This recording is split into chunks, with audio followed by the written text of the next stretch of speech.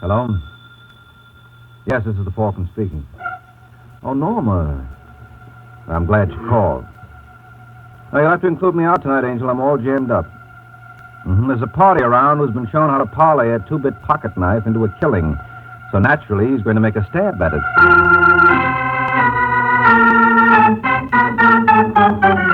This is Ed Hurley, friends, inviting you on behalf of the Kraft Foods Company to listen to The Adventures of the Falcon, starring Les Damon. You met the Falcon first in his best-selling novels. Then you saw him in his thrilling motion picture series. Now join him on the air when the Falcon solves The Case of the Curious Cop.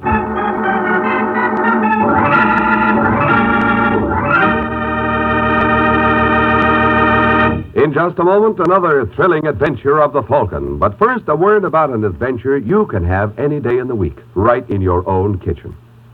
For several weeks now, we've been telling you on this program about Kraft Salad Oil, the wonderful new salad oil created by Kraft that's lighter-bodied because it's super fine. Now, here's a suggestion. Tomorrow, go to your grocer's and get a pint or quart bottle of Kraft Salad Oil. Look up your favorite recipe for homemade salad dressing, chiffon cake, or anything else that requires liquid shortening. Then, that night, tomorrow night at dinner, surprise your family with an old favorite made this lighter-bodied, superfine salad oil way. You'll know the difference, and so will the family. Get Kraft Salad Oil.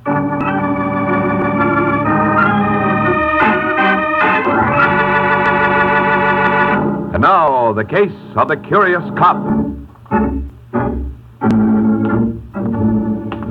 It's late Sunday evening in New York, and Hunter's famed gambling club on East 84th is closed for the night. But that doesn't seem to deter plainclothesman Jack Craven or his partner Frank Walsh from their decision to look in on Mr. Hunter. You ask me, Craven, we're wasting our time. You think so, Frank? Sure. Hunter's probably gone. What about that light we saw from the outside? Must have forgotten to turn it off. No, not Mr. Hunter. He watches his pennies. 5 will get you 10. He's still here counting the take. Where was the light coming from? This room here, I think. Yeah. Then this must be the office. Want me to go in with you? No. You wait out here. If you hear any commotion, get back to the car. Understand? Right. Come on in, Brock. Did you get to... Just a second, you're not Brock. No, my name is Craven, Mr. Hunter. What are you doing here? Ever see one of these before? It's a badge, isn't it? Also known as a buzzer or a potsy. So? So I don't like people running gambling houses on my beat. I see. Especially without consulting me. And suppose I did consult you? Well, that might be different. Now, if you were to consult me, say, once a week with $500... You'd have no objections at all? No. Live and let live is my motto. $500 is a lot of money, Mr. Craven. Well, I can be a lot of trouble, Mr. Hunter. Suppose I had you reported to the commissioner. You'd be wasting your time. They've been trying to get rid of me for years, but they never could get anybody to testify against me. Maybe I'd be willing to. Are you kidding? You don't like publicity any more in your racket than I do in mine. You better give in, Hunter. I can make an awful nuisance of myself. I can see that. All right, Craven, don't move. Now, what do you think you're going to do with that gun? Something the police commissioner couldn't do. I'm going to get rid of you, Craven. Now, listen, Hunter, if you don't put away that rod, I'll break you in two. Stay where you are, Craven. I mean that. You soup.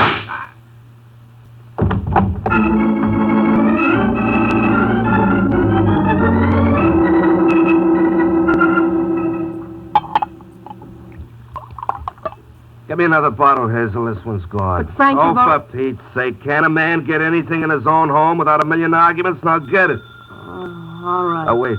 Wait a minute. Answer that first. If it's Sergeant Corbett, tell him I'm still sick and the doctor says I can't see anybody. Hello? Mrs. Walsh, That's right. this is Sergeant Corbett again. Oh, how are you, Sergeant?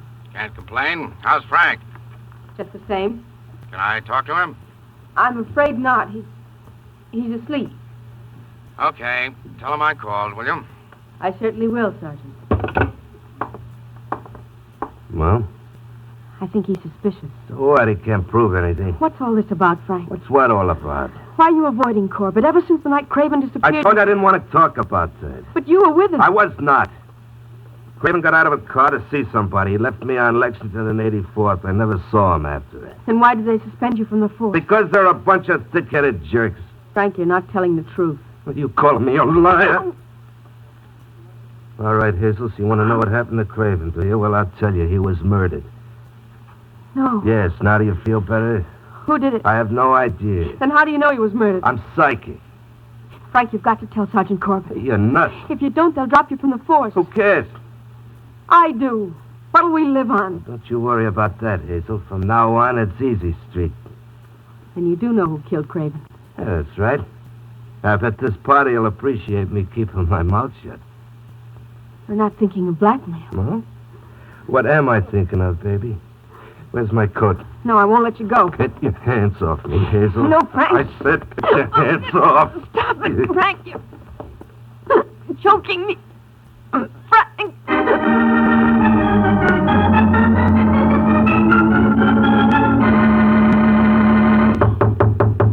Yes. I hate to break in on you like this, Mr. Hunter, but there's a party outside waiting to see you. I'm busy, Brock. Yes, I know, but I suggest you clear a little time for this boy. I would if I were in your position. But then you're not in my position, Brock. Oh, it's true. Just the same, you ought to see him. His name is Frank Walsh. He's a cop. So? So he was Jack Craven's sidekick. Craven? The dick who disappeared so mysteriously. Oh, of course. Will you see him? What have I got to lose? Hey, Walsh. Yeah. Come in here. Sit down, Mr. Walsh. My name is Hunter. Never mind the introduction, Hunter. I know all about you. Not all, I trust. All. When can I talk to you? What do you call what you're doing now? I mean, alone. Would you be a good fellow, Brock? Why not? Nice knowing you, Walsh. Yeah, likewise. Now, what was it you had on your mind, Mr. Walsh? Last Saturday after you closed, you had a visitor up here. Did I? Yeah, a dick named Jack Craven. And you think I know something about his disappearance? I think you know everything about it. You see, I was outside when Craven went in to shake you down. A few minutes afterward, I heard a shot, so I beat it to the car. But 20 minutes later, I saw you coming out of here alone. So you put two and two together. And got 4. You killed him, Hunter. I don't know what you did with his body. Then you might as well stop there, Mr. Walsh. Didn't you ever learn that to substantiate a charge of murder, there must be what the pulp writers call a corpus delicti? Now, look, Hunter, you're not brushing me off like this. We can settle this easily enough. I'm no pig like some guys. Give me 20 grand, and you'll never hear from me again. I think it would be only fair to warn you, Mr. Walsh, that I have a distinct aversion to being blackmailed. Well, you better kick through, because if it's the last thing I do, I'll find Craven's body. I wish you luck. And if you experience too much difficulty, perhaps I can arrange to have you join him. Good day. What's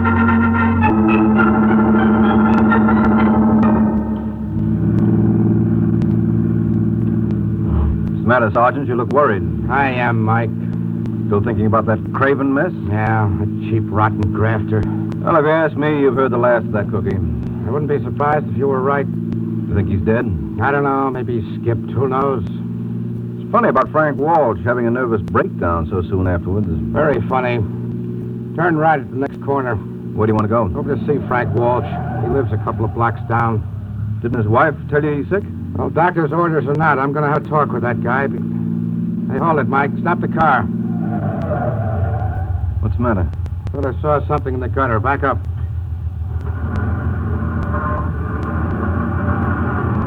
No, I guess I was... Hey, Sergeant. Yeah, turn on your spotlight. Oh, it's a drunk. Wouldn't you know it? Okay, let's get him. Can't leave him laying there. All right, mister, what do you think you're doing? Come on your feet, Buster. Give me a hand with him, Mike. Yeah, right. Let me go. Drunk, look at your hand. Holy... Yeah, he's been shot.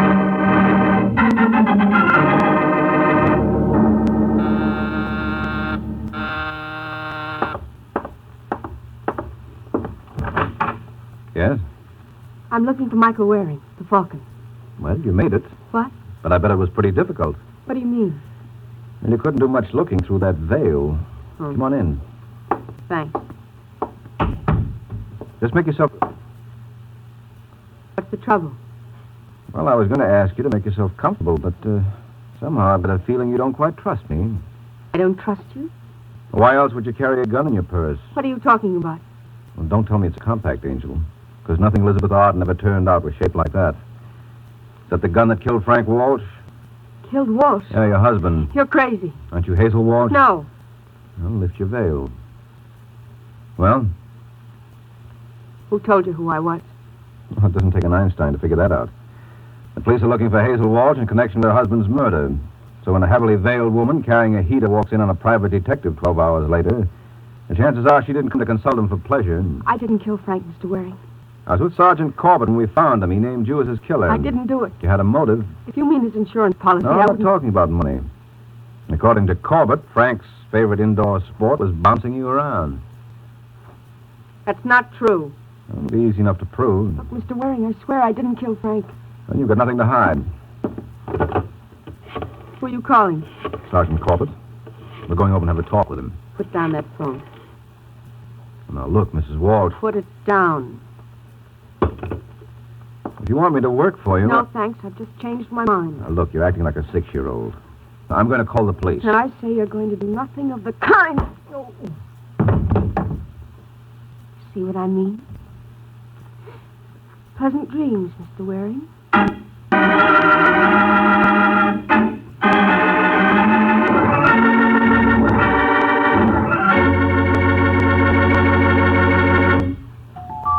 It's lighter body. It's superfine. It's Kraft Salad Oil, the first salad oil ever offered for your home use by the makers of all those wonderful Kraft salad dressing products. When the Kraft Foods Company puts a new product on the market, you can be sure that it's not just another product of its kind, but that there's something really new and different about it. And that's exactly what you'll discover in Kraft Salad Oil. Not just a new salad oil, but a new kind of salad oil. Kraft Salad Oil is a lighter-bodied oil, lighter-bodied to blend smoothly and perfectly with the other ingredients. And the reason Kraft Salad Oil is lighter-bodied is that it's superfined. Yes, superfined by a special process created by Kraft. Don't wait to try this wonderful new salad oil in those distinctive homemade salad dressings you make, those wonderful chiffon cakes you bake, in every recipe you have that requires liquid shortening. Remember, It's lighter body. It's superfine. and it's at your grocer's now. Get Kraft Salad Oil in either the pint or quart size tomorrow. Look for the bottles with the beautiful labels.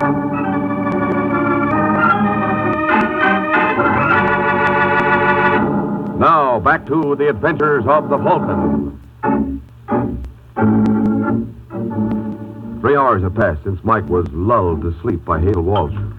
And now, as we find Mike, he's recuperating in Ed's luncheonette under the tender administrations of Sergeant Corbett. Hey, how about some service here? What'll it be, Sergeant? Cup of Java for me and a couple of aspirin for my friend here. What's the matter, Mike? Got a headache? Yes. Temper. I get my hands on that Hazel Walsh. And you're not going to work for her? Of course I am. Just want to teach her you don't go around slugging people who are trying to help. You're making a mistake. Oh, now, look, Sergeant, I tell you, she didn't kill her Then husband. why did she bop you when you were going to call me? No, because she was panicky. That still doesn't explain why Frank named her as his killer. But he didn't, really. He said something about 20 grand. Maybe he wanted to leave a message for her. About 20 grand? Well, why not? Suppose he was trying to tell her something. You're crazy. Now, look, Sergeant, Walsh was a grafter. I don't like that kind of talk. I don't blame you, but you've got to face the facts. There are always a couple of rotten apples in every barrel. How many times have you had Frank Walsh and Jack Craven on the carpet? You just couldn't make it stick, that's all. Go on. Well, now, my guess is that Walsh tried to shake down Hunter and Pay off from Hunter just to let him keep running his joint. he wouldn't, Quiet. What are you talking about? Walsh must have known who murdered Jack Craven. Well, he went there last night for a payoff. Got it. Well, assuming you're right, now all we have to do is find the one party in New York he tried it on. Well, that shouldn't be so hard, Corbett. Where was Walsh's and Craven's beat? The east side from 76th to 85th. 9 blocks. All right, who's operating a new joint in that district? What makes you think this is a new operator? Human nature. Once a man allows himself to be shaken down, the odds are he'll go on that way without squawking. So my guess would be that Craven got his when he tried his graft on the new customer. Yeah, you know, Mike, sometimes I think you've got the makings of a pretty good detective. No, thank you. And when did Craven disappear? 4 days ago. Okay, then we can narrow it down even finer. Craven would probably give this boy a chance to operate a week or two, so he'd have some idea what to charge. Now, who do you know that opened a joint around the middle of March? Well, I heard rumors the guy named Hunter opened a club around the 14th. But every time a raiding party gets near the place, they fold up their tables and run. Okay, let's see. Come on, Mike. Get away from that wheel. Ever tell you about my system, Sergeant? Some other time. See any sign of... Where is it? I think your store. Yeah, that room down the hall. Want me to flash my badge? No, let's keep this unofficial for the moment. We can close up the joint tomorrow. We've got a murder to worry about. Come in. Hello, Brock. Well, the Falcon, isn't it? Are we interrupting anything? Nothing that can't wait. Oh, who's your friend, Mike? Oh, sorry, Mr. Brock, Mr. Corbett. Hi. Glad to know you. Well, what can I do for you, gentlemen? We'd like to see Hunter, and What for? I just want to congratulate him on the establishment he's got here. Well, tell him when I see him. Could you arrange for us to do that? I'm afraid not. Hunter's out of town. Any idea where? No, I think he said he might take a little run down to Mexico. When was this? About a week ago. Funny, I would have sworn I saw him on the street Friday night. Oh, you're imagining things. Must be. Of course, if he's been gone a week, he wouldn't know anything about Walsh and Craven, huh? Walsh and Craven? Those two cops who ran into bad luck. Oh, seems to me I read something about that. Of course, that's all you'd know about it, huh?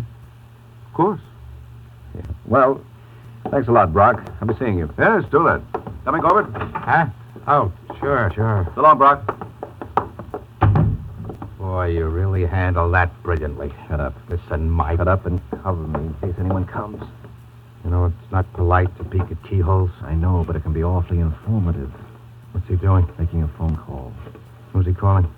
Well, if you keep quiet, I'll find out. Hello, is that you, Mr. Hunter? This is Brock. No, business is all right, but some of the customers could be better. You know who was just asking for you? Waring. Yes, that's right. Mike Waring, the Falcon, and there was a cop with him. Oh, of course I'm not making a mistake. You asked me. All right. Wait a minute. Someone just walked in. Oh, it's all right, Brock. It's only us. Told you we'd be back. Oh, now you went and hung up on Mr. Hunter. That's not nice, Brock. He's going to be awfully hurt. What do you want, Waring? Well, I think you owe Mr. Hunter an apology. And what would be nicer than if we all went over together while you paid it?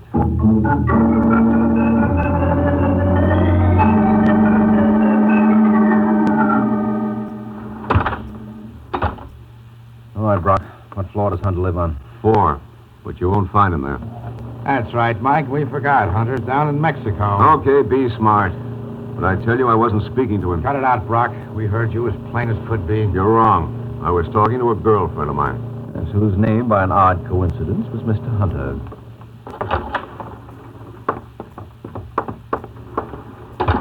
Okay, where do we go now? It's apartment 4C. Oh, then that should be it. Sure enough. Walter Hunter. All right, Sergeant, where are your keys? Suppose he's inside? No, not a chance. Must have skipped after Brock here warned him. But I don't think he could get too far in those 10 minutes. He got far enough, Mike. Hey, what's the matter with him? Well, if you don't know Brock, take a good look at his face. That bullet hole ought to be a dead giveaway. Holy smoke. All right, Mike, out of the way. What's the matter? I want to see where Hunter was standing when he got it. Judging by the course of the bullet, he must... Well, what do you know? Hey, there's a gun under the chair. Where? The one you're sitting on, Brock. What? Leave it alone. There may be prints. Okay.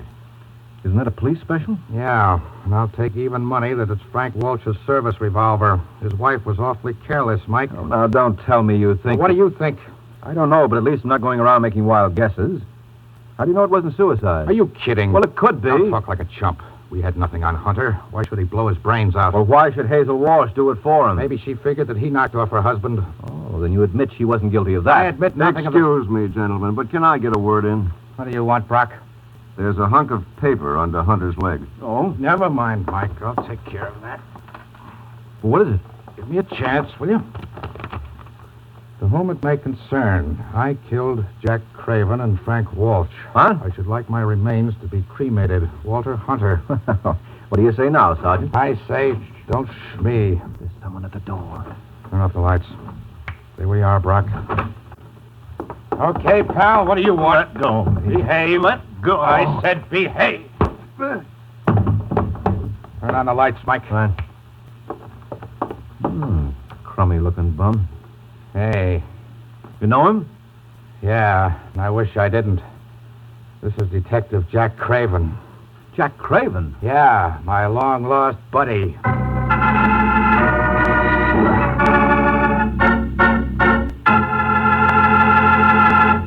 Tomorrow when you shop, don't forget about that wonderful new Kraft salad oil that's waiting for you at your grocer's right now. It's Kraft Salad Oil.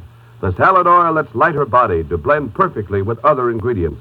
Lighter-bodied because it's super-fine. Try this wonderful new aid to kitchen artistry in your homemade salad dressings, your cooking, your baking. Remember, it's lighter-bodied because it's super-fine.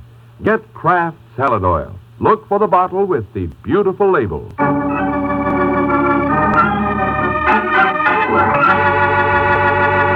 Now, back to the adventures of the Falcon. Just 5 minutes have passed since Jack Craven made his dramatic entrance, and strangely enough, Sergeant Corbett doesn't seem any too pleased by his reappearance. Come on, Craven, start spilling. I want to hear you make like Niagara. I don't know what you're talking about, Sergeant. Why, you cheap little... Watch it, Corbett. You keep out of this, Mike. This is strictly departmental. How do you think all the other boys on the force feel? We work like dogs to make the public trust us. And along comes a rotten grafter like Craven and gives every honest cop a black eye. All right, but there are strangers present. Oh, don't mind me, folks. I'm broad-minded. You'll keep your mouth shut, Brock, if you know what's good for you. I'll be as quiet as a mouse. All right, Craven, I asked you a question. Let go. Answer me. Why did you kill Hunter? I didn't. No? Then why did you come back to his apartment? I didn't come back. That was the first time I was there. Don't give me that. Can I put my 2 cents in, Sergeant? Go ahead. You've been gone for almost a week, Craven. Where you been? Los Angeles. Why'd you go there? None of your business. Listen, Craven, you answer Waring's questions just as if I was asking them. Why did you go there? I wanted to see my relatives. And you certainly didn't travel in the Super Chief. From the look of it, I'd say you did most of your riding in a cattle car. What's the matter? Couldn't Hunter afford any better transportation? Hunter had nothing to do with it. Your pal Frank Walsh doesn't support your story. Walsh. Did he stool on me? What do you think? You had a fight with Hunter, didn't you? Yeah, he plugged me. Over what? That doesn't matter. He dumped me in a cattle car. When I came to, I was in L.A. Why didn't you wire us? I had no dough. You could have done it collect. I didn't want to involve the department. Well, that's understandable. Especially if you wanted to come back to kill Hunter. I tell you, I didn't kill him. I just got into town tonight. That doesn't prove a thing. Where were you at 10:15? Why? Because according to the coroner's report I just got, that's when Hunter was killed. Now, listen, Sergeant. Don't start that suicide routine again, Mike. If Hunter wrote that note, he would have known darn well he hadn't killed Craven here. Where were you at 10:15, Craven? Being chased all over the freight yards by some railroad dicks. What? If you don't believe me, you can call the yards and check. And don't think I won't. Just a minute, Sergeant. Does this mean you're writing off Hazel Walsh as a suspect? No. Well, then I'd like you to double the force looking for her. Let me understand you, Mike. You think Craven here is telling the truth? I do. Then Mrs. Walsh is our party. Oh, I didn't say that. I ask you, Brock, ain't it enough to drive a guy bats? Oh, don't ask him, Sergeant. If this thing is driving you crazy, who do you think is responsible? Just what is that supposed to mean, Waring? Just what it sounded like, Brock. You killed Walsh and Hunter.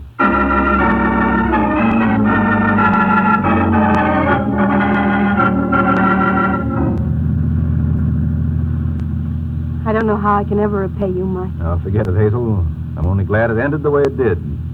So it was Brock who killed my husband. Yeah, but he didn't mean to frame you. He thought it would take care of Hunter. But when Frank blurted your name to Sergeant Corbett and myself, that upset his plans. But why did Brock want to frame his boss? Well, Hunter had a very nice thing in the club. And Brock figured he was capable enough to handle it with Hunter out of the way. I still don't see why he murdered Frank. According to that note, Brock thought that Hunter had killed Craven. Yes, but that didn't do him any good because there was no trace of Craven's body. And the corpus delicti is essential in any frame. That is why it was necessary for him to supply a body that would lead directly to Hunter. But Frank never even mentioned the man's name to me. Well, Brock had no way of knowing that. Then when it looked like all his plans were going for naught, he wrote that suicide note and killed Hunter, thinking that would tie up all the loose ends. Well, where did Brock give himself away? When Sergeant Corbett and I were at the club. Before we went into the office to see Brock, I asked Corp at the time. He said it was 11:15. A few minutes after that, we eavesdropped on Brock talking to Hunter on the phone. What's wrong with that? Well, it was a conversation that never could have taken place. According to the autopsy report, Hunter was killed at 10:15, a half hour earlier. And that business on the phone Was staged by Brock to give himself an alibi. He felt pretty sure that Corbett and I were listening in. So, does that answer all your questions? Mm-hmm. I'll suppose you answer one of mine. Where did you bury yourself so that the entire New York police force couldn't find you? I stayed with my sister, Lenore. Your sister Lenore, huh? Yes. She looked like you. She's much prettier. Well, if there's one thing I've learned from this case, never to believe any testimony based on hearsay evidence. Well, I don't know what I can do to convince you. Oh, that's very easy, Angel. Just give me her address and let me see for myself.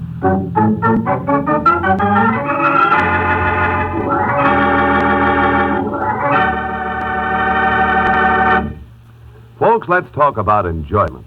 That's a pleasant subject, isn't it? Specifically, I'd like to say a few words about candy enjoyment. The kind you find in Kraft Dairy Fresh caramels. Kraft caramels are tops and delicious good eating. Here's the reason why. The Kraft folks spent years developing fine caramels, making them chewy soft and flavorful, making them good so you'd enjoy them. And Kraft caramels have plenty of nourishing milk and other pure ingredients in them, so they're good for you, too. Next time you're at the grocery store, pick up a big pound bag of Kraft caramels, and at your candy counter, get the 6-piece bar for a nickel. Kraft caramels come in regular caramel flavor and in chocolate flavor. Both flavors are delightful. The important thing to remember is this. Whenever you want real candy enjoyment, be sure you get Kraft Dairy Fresh caramels.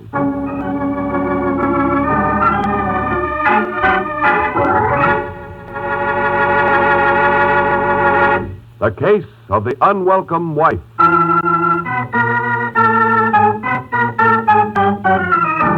The Case of the Unwelcome Wife. That's the title of next week's adventure of the Falcon, when Mike Waring learns that when a girl pretends to be married to an already married man, the results can be murder. So be sure to listen at this same time next week to another exciting adventure of the Falcon, brought to you by the Kraft Foods Company. The Adventures of the Falcon are based on the famous character created by Drexel Drake, produced by Bernard L. Schubert, written today by Eugene Wang, and directed by Richard Lewis. Music was by Arlo. Les Damon was starred as the Falcon with Ken Lynch as Sergeant Corbett. Be sure to hear the great Gildersleeve next Wednesday evening over most of these stations. In next Wednesday's broadcast, Gildy comes face to face with an hilarious problem and solves it in a way that will keep you laughing for days. Remember the show, the time, and the place. The Great Gildersleeve, next Wednesday evening over most of these stations. Check your local newspaper for time of broadcast. This is Ed Hurley speaking for the Kraft Foods Company.